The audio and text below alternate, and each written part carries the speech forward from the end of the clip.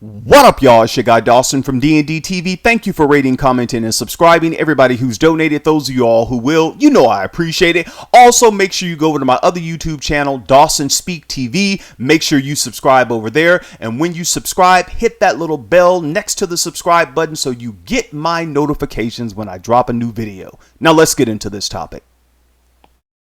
Now, this story broke last month, and I waited a while because I wanted more information to come out about it, and I wanted to do my own research.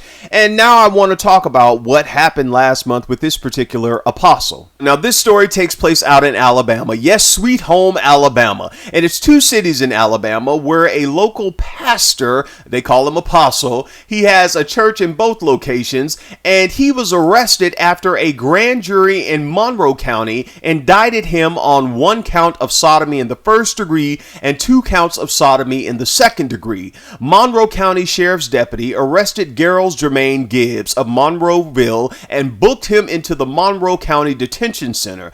Pastor Gibbs is the pastor of a Call to Life apostolic church with churches in Atmore and Monroeville. He's apostolic doing this? Man, y'all apostolic people supposed to be really saved. Okay, let me keep on going. According to Brian House, chief investigator for Monroeville Police Department, his office received a report from a nearby law enforcement agency, which would be Atmore, of an alleged allegation of sexual assault which had occurred in Monroeville. Investigators made contact with the victim on the report and opened an investigation into the matter. The chief stated that the information and evidence obtained during the investigation was presented to the district's attorney's office, which in turn presented the case to a grand jury. The indictment alleges that Pastor Gibbs, Apostle Gibbs is what they call him, being 16 years or older, engaged in deviant sexual intercourse with another person who was less than 12 years of age. Wow. You know what, man? And y'all, I can't even go on. Y'all wonder why I be getting so aggravated with this stuff? Y'all wonder, and people come, and it bothers me so bad. Let me talk to my subscriber. The rest of y'all can get the hell on. It bothers me so bad when people come over here and send emails to me and churches and pastors and say, Dawson, why do you do what you do? Why are you talking about the churches? You need to pray for the people. Okay, we'll pray for them. But are y'all going to protect the kids? That this pastor is charged with not one victim, 2 victims. This one right here under 12 years of age. Y'all want me to pray for the pastor, the apostle, the superintendent, but nobody protected the kids. And let me tell y'all something. The reason why some of y'all emails and letters don't get read and answer back, because I look over it, because some of y'all dumb as hell. If you think you gonna come over here and tell me what I'm doing is wrong when I'm telling these people don't bother the kids. Now let me keep on going with this. Pastor Gibbs engaged in deviant sexual intercourse with another person who was less than 12 years of age. And then he also twice engaged in deviant sexual intercourse with another person by forcible compulsion. Now, Chief House over in Monroeville stated that the reported victim was a former member of Gibbs' congregation. Now, over in Atmore, Alabama, where Pastor Gibbs has another church, the chief over there, the chief is Chuck Brooks, he said his agency took the original complaint and that the probe by the Atmore police detectives is ongoing with more charges pending the outcome. He said it started over here in Atmore, he said, about the criminal investigation. And it started because the chief told the reporters that they got a call that there was a victim at the Atmore Community Hospital. We went out and obtained a statement from the victim, then contacted the Monroeville Police Department. So you mean to tell me that the pastor has damaged these children so bad, at least one of them has ended up at the Atmore Community Hospital because of his injuries? And no one in the church could discern this. No one. Oh, we got to pray. Oh, all this kind of stuff. That nonsense. But y'all come over here and y'all tell me, Dawson, we need to pray. You need to pray. No, I need y'all to go away from me. Now, I'm going to let you watch this video and I'll be back with the rest of my commentary. And you all know me. I'm your boy Dawson and I won't hold back. Breaking news, a pastor from Monroeville was arrested today and charged with sodomy. The Monroe County Sheriff's Office says Jermaine Gibbs was indicted by a grand jury last week. He was arrested by Monroeville police. The 47-year-old faces 2 counts of second-degree sodomy. He's pastor at Call to Life Apostolic Church.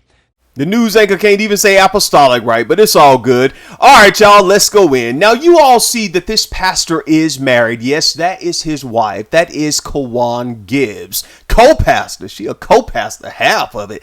Co-pastor Kawan Gibbs. And I know many of you say Dawson will leave his wife out of it. No, she is very much a part of it. And when you all watch my videos, if these people happen to be married, I will be talking about their spouse. I'll talk about their church, people around them who should have a, discernment, as you all say, of what's going on. Especially if you this close to this man, you should know something is going on. And I say that because Pastor Kawan preached at this church, I guess maybe in Atmore or in Monroeville, and she had a lot of things to say about the men and how the men dress in church. And I'm going to deal with that later on in this video, because I think who she really was talking to was her husband and not the men in that church. Now, Apostle Gibbs is already indicted. He was already indicted by a grand jury. And you all remember in the beginning of the video, I told you that over in Atmore, the city Atmore, Alabama, the police chief, Chuck Brooks, he said that his agency is investigating similar claims in Atmore, but the investigation is not complete. He may be, according to the pastor, may be facing similar charges here as well. And that is just those 2 counties. But when I did my research and I looked online and I looked at their Facebook and places where this pastor and his wife, Kawan, was right there with him, they went all around the United States preaching. And sometimes Pastor Gibbs, Apostle Gibbs, went by himself. So can you imagine that? We're just talking about Atmore, Alabama and Monroe, Alabama, where these charges have come up at. But also, we got to think about all these other places that this man went by himself, or even with his wife, because sometimes the women know and they let, oh, well, I'm going out to Walmart, honey. I'll be back within 2 hours. You come on, y'all know something going on. And how many other victims may be out there that won't speak up, because many times in these religious institutions, oh, pastor didn't do that. Oh, you just coming against the apostle. Oh, no, don't listen to them. Oh, you coming against the church. I know you got a evil, old bad fast spirit on you. You just fast. No, they not. They were molested. No, they weren't. The pastor knew that you mama, you grandma, you auntie, you daddy, you uncle, you cared more about the leadership than you did about your children. And many times you all have that Jim Jones mentality. You all have drinking the Kool-Aid or Flavor Aid, whatever it is. You're so high up on cloud 9 that you're no earthly good. You care more about, first lady, bishop, apostle, superintendent. But the police have to come in. The grand jury has to come in. The nurses and doctors had to come in and tell the church, not on my watch, he will not get to sodomize these children, and all y'all go do is pray. The grand jury came in. Thank God for the Atmore Community Hospital, for the nurses and doctors over there who presented the DNA. Oh no, you can't do this to children. Oh, we need to keep everything in the church. You know the church ain't the world. Well, thank God for some of these institutions in the world that save us from some of y'all idiots in the church. Y'all came to steal, kill, and destroy. How could you justify going on the evangelism field, preaching all over about the goodness of God, the saving grace of God, what God gonna do, and God will get you, and God will do this, how you and your wife, Kawan, did.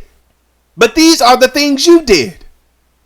Pastor, apostle, I don't understand how in 2020, there are still some of you all, as I've stated before, you're so heavenly minded, you're no earthly good, especially when it comes to taking care of your children, especially to the men that you all marry in these churches, and the women, but most of the time the men that they tell y'all to marry. And some of you all know that these men or women who you all marry, they have issues. They're pedophiles. They're serial cheaters. They're living alternative lifestyles. They're doing all types of stuff, and you know it, but you allow it to happen for a title, for marriage, for status, or whatever it is. You allow it to happen. And some of you have sacrificed your children in many of these relationships. in many of these churches. You don't care. Long as you are close to the leadership, long as you are close to the people you think have some prestige and they can give you a hand up, you don't care about your grandchildren or your children. Most of you all don't. Because in many cases, some of the children have come to you and told you what happened to them, that somebody touched them or made advances towards them, and nothing was done on your watch, mama, daddy, guardian, grandparent, auntie. Nothing was done. People in the church. Because you all cared more about leadership than you cared about the children. Now, I'm going to get off of this, but let me say something about co-pastor Kawan. I watched a couple of y'all videos that you did on YouTube where you were preaching and different things. And there was one particular video where you were talking about the women on the way they come into church. And then you got on the men and you just stayed on the men about how the men dress and brothers wearing skinny jeans. And you went to brothers in the church and put the mic in front of their face and said, are y'all wearing skinny jeans and all this kind of stuff? And are you wearing this? How you dressing? And some of these brothers, you know, oh, Lord, you on the down low. You on the down low. No, you were talking to your damn husband. You were talking to Apostle Gibbs, your husband, the one that you sleep next to. Them other men who were sitting next to their wife, well, you could have been talking to them. I don't know, but you were talking to your damn husband, lady. You know what's going on in your house. While you up here badgering these men in the church, at this visiting church that you were preaching at, that message was for... See, these people be preaching to themselves. That message was for your husband. Your husband is charged with several counts of sodomy on young boys. Your husband won't dick in his life. Oh, I'm going to preach it today. Sha-la-la-la-la-la. And you up here badgering the people in the church because that's what you going through at home because you want him to head over the pulpit. No, you better go back to your house and preach that sermon. And if y'all don't like what I say, get off my YouTube page. I don't care no more. I really don't. Because holding the peace and trying to be all nice and polite, that ain't helping nobody. Sometimes people got to tell us the truth, even if it piss us off. You were talking to your husband. And since you didn't want to tell him, the police department in Monroeville and Atmore came over and they handled the situation. And I want y'all to pick up the pace, fellas. Keep them investigations going. Because I'm sure those two victims, they weren't the only victims. It's more young boys and probably some young girls who going to come out too. This is a shame that this apostle who went all around the United States preaching apostolic, holy sha-la-la-la-la-la.